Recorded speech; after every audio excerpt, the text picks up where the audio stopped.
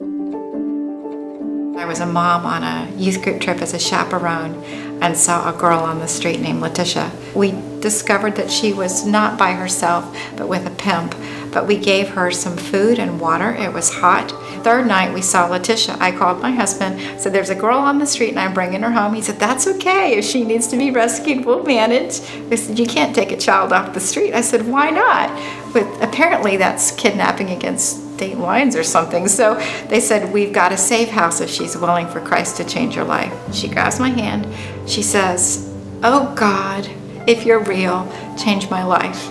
And as we went, she told us that she'd been trafficked when she was 12. She was in her 20s. She had Hep C.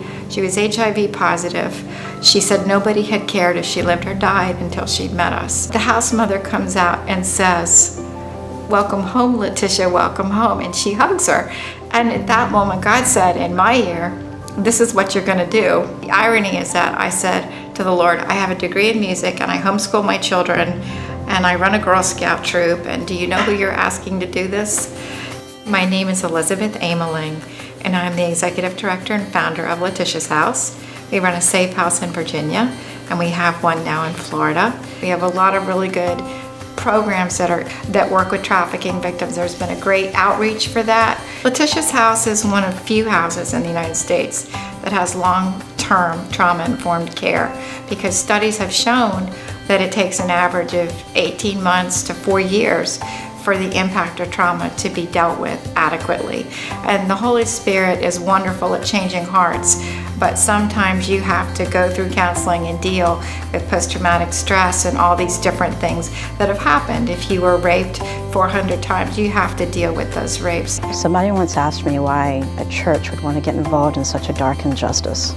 Well, the simple answer is that God doesn't ask us, He demands it. And One-to-One Hope is Northland's response to human trafficking. As local abolitionists and advocates, we provide hope through one-to-one discipleship. And we always keep the cross in front of us, never behind us, never beside us, but in front of us. And we want the cross to light our path. Central Florida area is actually ranked 3rd in the country for most cases of human trafficking. It could also actually be in the high schools. It could be in your local neighborhood. It's hidden. We have an 86% success rate, and that's 3 years post being rescued. Because women have learned skills to survive, and they know who they are. Well, here at Latisha's House, we get up as a schedule. We start our day by a morning meeting, followed by prayer, programs and volunteers and different ministries that come by and learn about God and how God is just working in not only our lives, but what He's done in the past and what He's done for so many people that weren't perfect. They had so many flaws, and I think that that's just something that we all need to cling on to, because we don't have to be perfect at the end of the day, and we still have that hope that God will love us and one day bring us home. The volunteers and the different organizations that come and help out are so helpful physically and emotionally. They just give us, a good heart to know that there are good people out there that are willing to help individuals like myself that have been through situations, and it's just comforting to know that those people exist.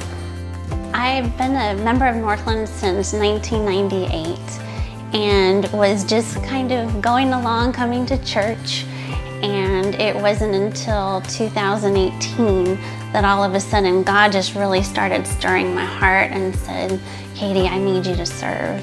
The One-to-One Hope Northland ministry came up, and as I had heard, it was kind of dark and kind of difficult to do, but I thought, you know what, God, if we bring our light in there, that's what these girls need.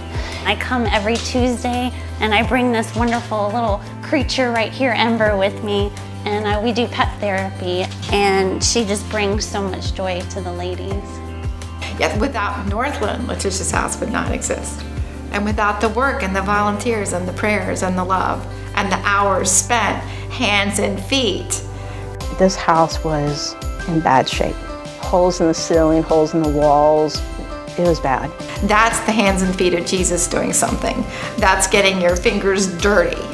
When I walk into the house of Latisha's House, I see Northland Church everywhere.